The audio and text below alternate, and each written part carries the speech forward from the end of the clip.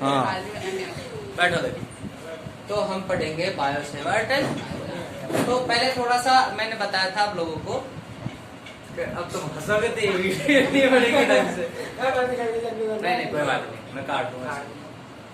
तो मैंने बताया था कि ये जो बायोसेवर्ट है वो गुलाम के नियम की तरह लगभग फॉलो होता है। कैसे देखो, सबसे पहले गुलाम के नियम को थोड़ा सा पढ़ लेते हैं हम लोग। गुलाम का नियम सबसे पहले तो बिंदुवत आवेश के लिए लागू होता है। ये बिंदुवत क्या चीज है भाई? जब आवेश सिकुड़ के बैठा हो या आवेश छोटा सा हो, ठीक है ना, या आवेश बिखरा हुआ नहीं हो, फैला हुआ नहीं हो, एक ही जगह क्या हो, केंद्रित हो, छोटी सी जगह, उसको बोलते हैं बिंदुवत आवेश। तो इसके कारण उसने बल निकालना बताया था। इसके कारण कहीं पर भी विद्युत क्षेत्र निकालना बताया था छोटे से आवेश के कारण। तो विद्युत, जैसे सपोज दैट क्यू आवेश है, इससे आर दूरी पर, यहाँ पर इस जगह पर हमको अगर विद्युत क्षेत्र निकालना है तो वो आया था E बराबर के क्यू अपॉन आर स्क्वायर। क्या आया था? E बराबर के क्यू अपॉन आर स्क्वायर। इसका सेकंड चल रहे हैं, E बराबर कितना था? के क्यू अपॉन आर स्क्वायर। लेकिन इसने ये कहा था कि मेरा जो नियम है वो बिंदुवत आवेश के लिए ही लागू होता है। उससे आप चाहे विद्युत क्षेत्र निकालो, चाहे उससे किसी दूसरे आवेश पर लगने वाला बल निकालो, जो भी आप करना चाहते हो, लेकिन बिंदुवत लो। क्या लो? बिंदुवत। ठीक है ना? उसी को फॉलो कर रहा है कौन? बायो। गुलाम का नियम विद्युत क्षेत्र निकाल रहा है और ये क्या निकालेगा? चुंबकीय क्षेत्र। ये ध्यान रखना कि बिंदुवत आवेश के लिए लागू होता है। ठीक है, अब इसको देखते हैं बायो सावर्ट ये क्या कहता है। इसको सुनो। सबसे पहले इसमें जैसे बिंदुवत आवेश आया था ना, वहां पर इसने एक नया वर्ड यूज किया जिसको बोलेंगे धारा अवयव। धारा अवयव। देखो, जैसे कोई चालक तार मेरे पास है, इसके अंदर धारा बह रही है आई। कितनी धारा बह रही है? आई। तो इसमें पूरे में धारा बह रही है आई। इसका छोटा सा टुकड़ा ले लूं मैं, छोटा सा टुकड़ा, ठीक है, ये लो, इतना सा टुकड़ा ले लिया। अगर मैं इसको थोड़ा सा दूर से देखूंगा, ये भी मुझे पॉइंट की तरह नजर आएगा, है ना? वहां पर बिंदुवत आवेश था छोटा सा, यहाँ पर जो धारा अवयव है वो है इस तार का छोटा सा टुकड़ा, क्योंकि यहाँ पर इसको भी बिंदुवत जैसा मानना है, लेकिन इसको बिंदुवत नाम नहीं देंगे क्योंकि तार की लंबाई होती है ना, पॉइंटेड थोड़ी होता है तार आवेश। जैसे तार पॉइंटेड थोड़ी होता है, तार की लंबाई होती है। इसका टुकड़ा काटेंगे, उस टुकड़ा छोटा सा टुकड़ा, जैसे वो छोटे से आवेश के लिए था, ये भी छोटे से टुकड़े के लिए धारा अवयव कहेंगे छोटे से टुकड़े, जिसकी लंबाई डीएल। डीएल का मतलब है अल्प लंबाई, छोटी सी लंबाई। क्लियर है? तो इतने से के कारण चुंबकीय क्षेत्र कितना होगा? जैसे क्यू, इतने से के कारण विद्युत क्षेत्र कितना था? के क्यू अपॉन आर स्क्वायर। ऐसे ही छोटे से के कारण से धारा बह रही है आई, छोटा सा टुकड़ा है, इसके अंदर धारा बह रही है कितनी? तो इसके कारण कितना चुंबकीय क्षेत्र बनेगा, ये वाले भाई साहब बताते हैं। तो समझ में आया कैसे उसके साथ सिमिलरिटी शो कर रहा है? क्या था कि छोटे से आवेश का विद्युत क्षेत्र, कौन बताता? गुलाम। ऐसे छोटे से धारावाही चालक तार, छोटा सा तार, उस तार को हम बोलेंगे जिसमें धारा बह रही है, उसको बोलेंगे धारा अवयव। क्लियर है ना? उस तार का छोटा सा पार्ट, छोटा सा हिस्सा, उसको हम बोलेंगे धारा जिसमें धारा बह रही है। क्लियर है? इसके कारण विद्युत क्षेत्र वो भी छोटा सा होगा। विद्युत क्षेत्र क्या होगा? छोटा सा, स्मॉल होगा ना भाई। बड़ा तार तो बड़ा विद्युत क्षेत्र, छोटा तार तो। अरे इरफान भाई साहब, आपकी बात अब यूट्यूब तक जा रही है, समझ आ रही बात? हाँ, वो तो स्थिर आवेश था ना। हाँ, वो स्थिर आवेश था। अब यहाँ पर आवेश तो चलेगा ना, तभी तो क्या बनेगी? धारा। तभी तो विद्युत क्षेत्र निकल जाएगा। विद्युत क्षेत्र किससे निकलता है? जब करंट फ्लो हो रहा हो, धारा बह रही, आवेश चल रहा हो उस दिशा में। क्लियर है क्या? तो बात करें बायो सावर्ट की, ये तो पता चल गया यूज क्या है इसका। धारा अवयव के कारण चुंबकीय क्षेत्र निकालना। सबसे पहले मैं लिख देता हूँ यूज इसका। धारा क्या समझ में आ गया आपको? इसको बोलते हैं करंट एलिमेंट। क्या बोलते हैं? Current element. अब सबसे पहले इसका यूज लिख देता हूँ ताकि भेजे में एक सेट सा बन जाएगा ना, एक पिक्चर जैसे बन जाएगा। इसका यूज है धारा अवयव, है ना, के कारण चुंबकीय क्षेत्र निकालना। अच्छा, इसकी वैल्यू कितनी आएगी अभी लिखा देता हूँ। धारा अवयव है, छोटा सा टुकड़ा है, तो चुंबकीय क्षेत्र भी छोटा सा बनेगा। उसकी वैल्यू आएगी mu naught upon 4 pi I D L sine theta upon are square. ओ सर यो का बता दी वो था राउंड टू में। अरे मैया दी क्या देख लियो, क्या देगा?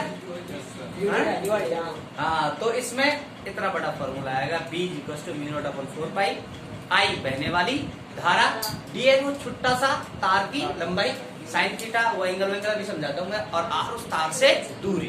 क्लियर है? चलो इसकी बात करते हैं डेरिवेशन हमारी। तो डेरिवेशन कैसे करेंगे? सबसे पहले क्या लेंगे? एक तार लेंगे, सपोज ये तार है, इस तार में बहने वाली धारा क्या है बेटा? स्मॉल आई लिखने से कोई फर्क है? बड़ा आई लिख लेता हूँ जब कौन सा इसमें कोई बड़ा आदमी दिखता, ठीक है ना? हाँ भाई, मैंने स्मॉल आई इसको मोइन को देख के लिखी है, तो देख के मिलेगी। हाँ नहीं ठीक है ना? अच्छा, इस तार के कारण जो इसमें धारा बह रही है तो 100% क्या बन रहा होगा? विद्युत क्षेत्र। वीडियो रिकॉर्ड हो रही है, क्या बन रहा होगा? चुंबकीय है, और उस चुंबकीय क्षेत्र यहाँ पर इसमें चारों तरफ सब जगह बन रहा होगा। सपोज दैट हम यहाँ पे निकाल रहे हैं इस जगह पे कि यहाँ पे चुंबकीय क्षेत्र कितना, इसको नाम दे देते हैं कुछ भी, सपोज दैट पी नाम दे देते हैं, ऐसे नाम दिया रैंडम पी। क्लियर है? बोलो। तो इस पूरे के कारण यहाँ पर चुंबकीय क्षेत्र कितना होगा वो तो हम नहीं बता सकते, लेकिन छोटे से टुकड़े के कारण कितना होगा वो जरूर है पता होगा, ठीक है ना? ये छोटा सा टुकड़ा ले ले जिसकी लंबाई है डी एन, ठीक है ना? हमने अब तक पढ़ा कि लंबाई एक अदिश राशि होती है। कैसी? क्लियर? लेकिन अब हम लंबाई को एक सदिश की तरह ट्रीट करेंगे, सदिश की तरह ट्रीट करेंगे। सर सदिश अगर आप ट्रीट करना चाह रहे तो उसकी डायरेक्शन होनी चाहिए कुछ ना कुछ, बोलो ना? तो इसकी डायरेक्शन हम धारा की दिशा में लेंगे, जिधर धारा चल रही है उधर डीएल की डायरेक्शन, डीएल लंबाई है ना, जिसको हम सदिश लेंगे। सदिश लेने का कारण सिर्फ ये कि उसकी दिशा होनी चाहिए। दिशा किधर लेंगे? जिधर, हाँ भाई, जिधर, हाँ तो लंबाई हाँ लंबाई हुआ पढ़ना आईएलबी वाले फॉर्मूले में लंबाई को फिर सदिश माना था ना, दिशा के साथ। करंट है ना, करंट तो की दिशा दिशा हम मान सकते हैं उसको। अच्छा देखो फटाफट, तो इसकी लंबाई क्या हो गई? डीएल। इसमें बहने वाली धारा ऊपर तरफ है तो डीएल भी किधर हो गया? क्लियर है? अच्छा, ये बिंदु की इससे दूरी मान लेते हैं हम आर। क्या मान लेते हैं? आर। और आर तो सदिश राशि है ना, क्योंकि लंबवत दूरी तो सदिश राशि होती है। तो आर वेक्टर इधर हो गया, इधर बोलो, ये दो आर वेक्टर ऐसे स्ट्रेट मिला दो। यार तार से पी की दूरी है आर। किसी को दिक्कत है? पक्का? ये डीएल वेक्टर ऊपर की तरफ, आर वेक्टर इधर, तो ये वाला एंगल हो गया, दोनों के बीच एंगल है। अच्छा, मैं तार ऐसे लेके ये बिंदु ले लेता, ये होता आर वेक्टर, ये होता डीएल वेक्टर, तो थीटा कितना होता? क्या दिक्कत है? ये तार ले लेता, बिंदु ले लेता, छोटा सी एलिमेंट ये लेता, तो ये थीटा हो जाता। काल की बात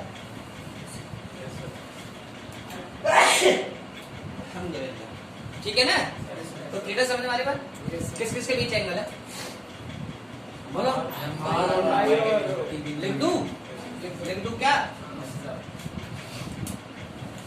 थीटा किस किस के बीच एंगल बोलो? डीएल वेक्टर और आर। क्लियर है? तो ये डायग्राम है। अब बायो सावर्ट के अनुसार चुंबकीय क्षेत्र होगा कितना? इसने 4 नियम दिए, 4 स्टेटमेंट दिए, ठीक है ना? सबसे पहला स्टेटमेंट इसका कि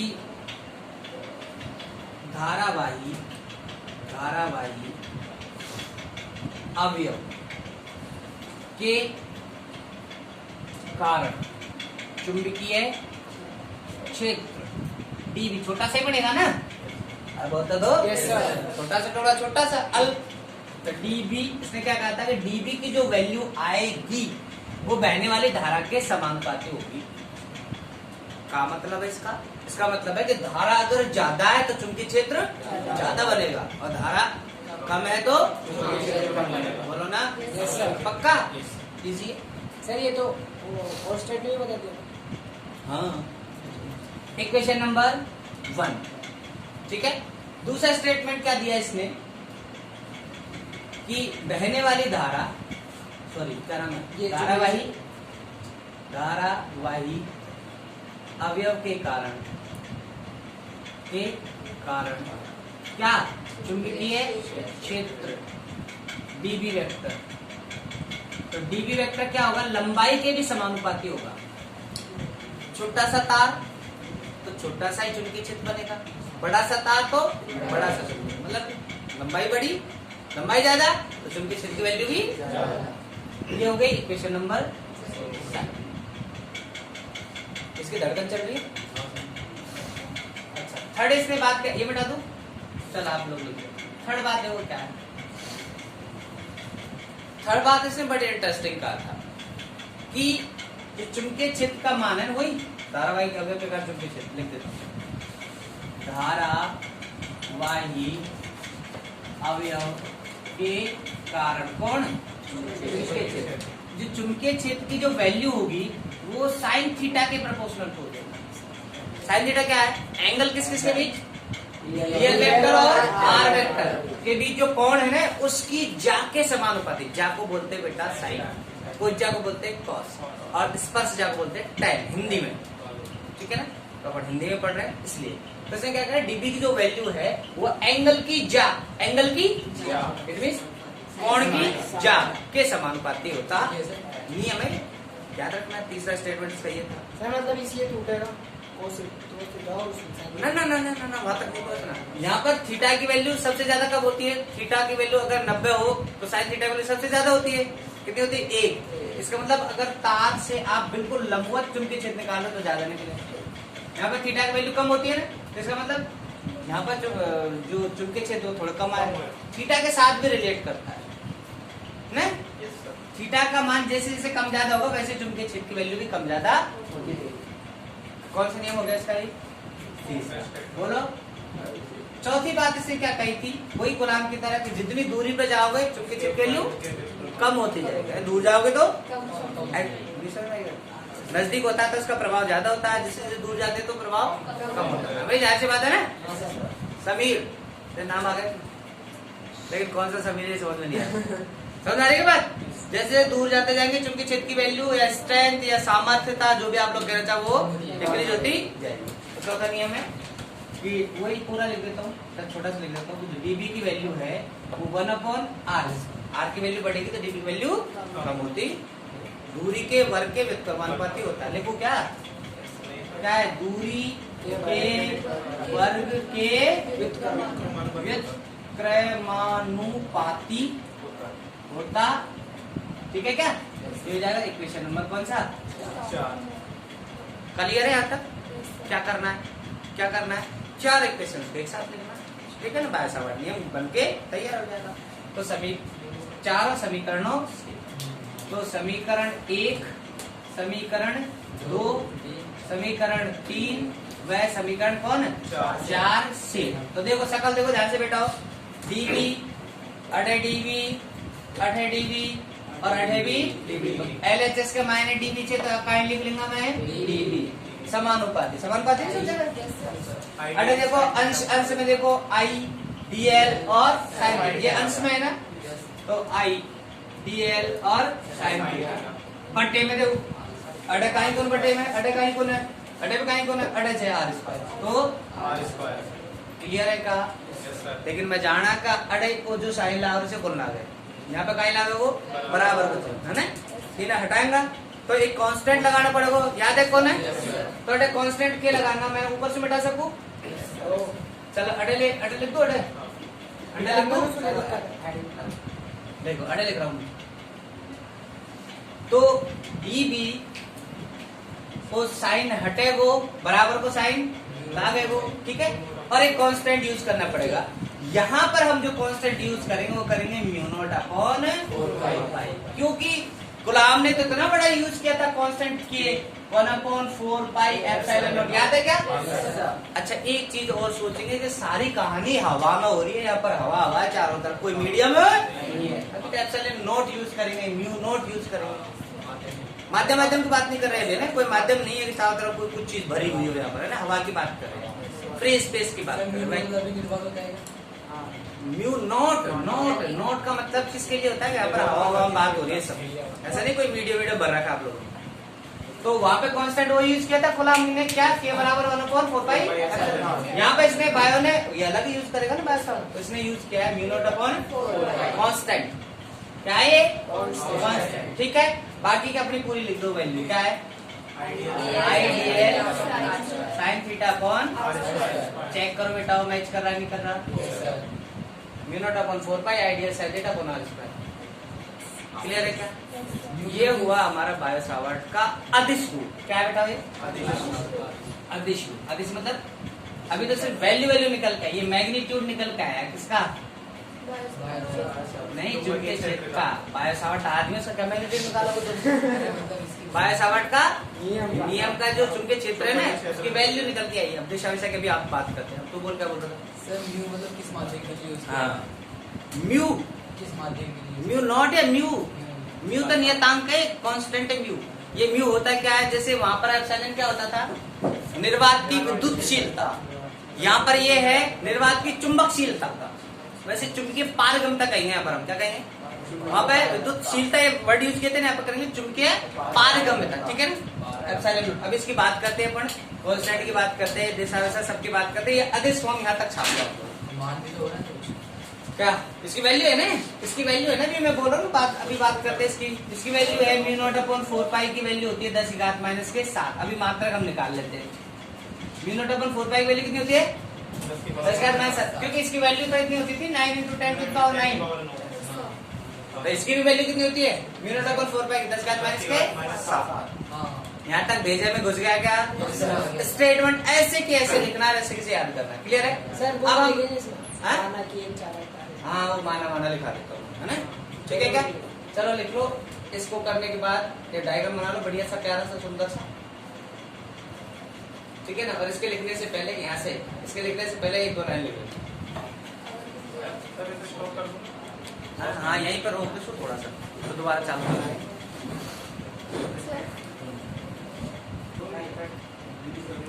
वही चल रहा है। कितने से आगे चल रही है? सेकंड मिनट 17-20 से आगे चल रही है। कितनी हो गई? 23। ठीक है, अब मैं बैठा दूं? बैठा दूं क्या? अब हम बात करते हैं भैया, पहले तो मात्रक की बात कर, ये सॉरी कांस्टेंट की बात कर लेते हैं। देखो बात नहीं है, बात करो, इसमें आएंगे वो बात, तो इसमें नहीं आनी चाहिए वो बात। देखो सबसे पहले तो देखो यहाँ म्यू नॉट अपॉन 4 पाई क्या है बेटा? नियतांक। सबसे पहले तो समानुपाती नियतांक है। समानुपाती क्या है? कांस्टेंट है। समानुपाती नियतांक है सबसे पहले, और इसकी जो वैल्यू है, 10⁻⁷ इसकी जो वैल्यू है वो होती है 10⁻⁷। ठीक है ना सर? इसका मात्रक मतलब म्यू नॉट अपॉन 4 पाई की वैल्यू आई है 10⁻⁷। तो इसका कुछ मात्रक भी तो होना चाहिए। कई बार सिर्फ म्यू नॉट पूछेगा तो म्यू नॉट क्या होगा बोलो? 4 पाई इधर गुणा हो जाएगा। सिर्फ म्यू नॉट पूछे तो 4 पाई इधर, तो म्यू नॉट की वैल्यू कितनी है? 4 पाई गुणा 10⁻⁷। क्लियर है क्या भाई? पूरी की वैल्यू होती है 10⁻⁷। और सिर्फ म्यू नॉट कहीं पर आ रहा है तो क्या करो? 4 पाई इधर चल जाएगा। क्लियर है? लेकिन अब इसका मात्रक निकालते भाई। मात्रक जैसे वहां पर हमने के का मात्रक निकाला था, यहाँ पर म्यू नॉट का मात्रक निकालते। तो देखो फॉर्मूले पर आ जाओ। चूंकि dB बराबर है, मात्रक निकालने जा रहे हैं हम म्यू नॉट का ऊंचा म्यू नॉट अपॉन 4 पाई, ये तो कांस्टेंट है ना, मात्रक तो इसका ही निकल के आएगा।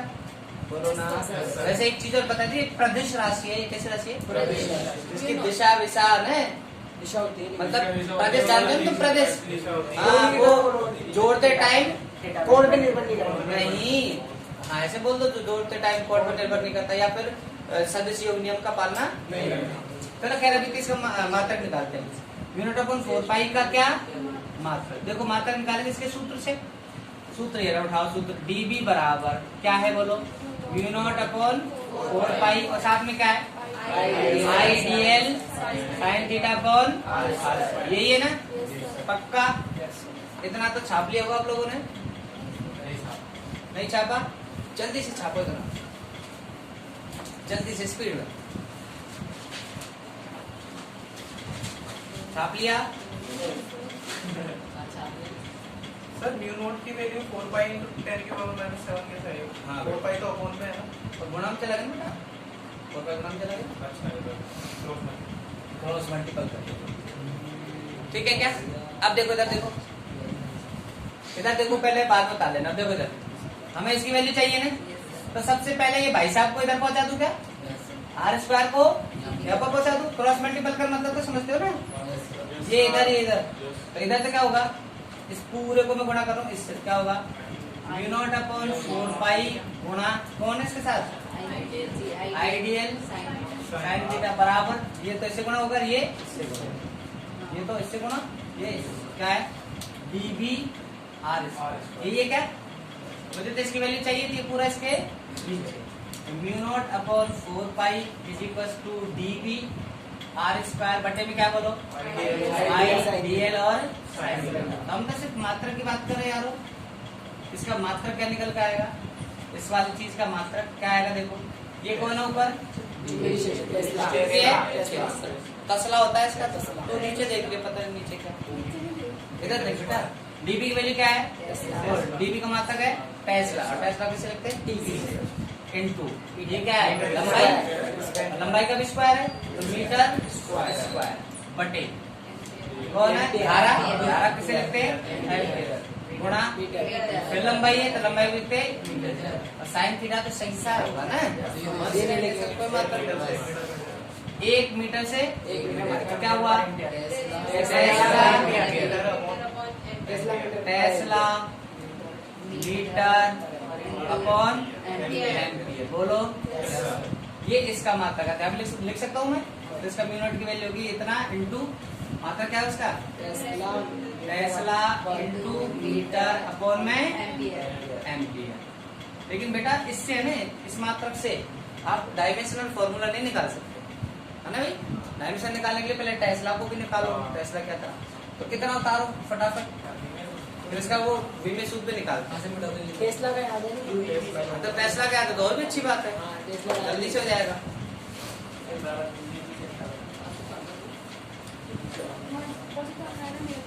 हाँ यहाँ से उतारना है ना, यहाँ से ये हेडिंग है ना, ये थोड़ा सा पॉज करना है, इसको रोकना है 2 मिनट हो गया, चलो। हाँ भाई म्यू नॉट का विमीय आओ, म्यू नॉट का विमीय सूत्र कैसे निकालेंगे, पहले इशरत इधर देख, म्यू नॉट बराबर पहले इसको लिख लो क्या है टेस्ला इंटू मीटर बटे में। अच्छा बेटा एक चीज बताओ, अगर टेस्ला का आपको डायरेक्ट याद है तो बहुत ही अच्छी बात, टेस्ला का विमीय सूत्र याद है, बोलो n1 t-2 a, अगर याद है तो बहुत ही अच्छी बात है ना।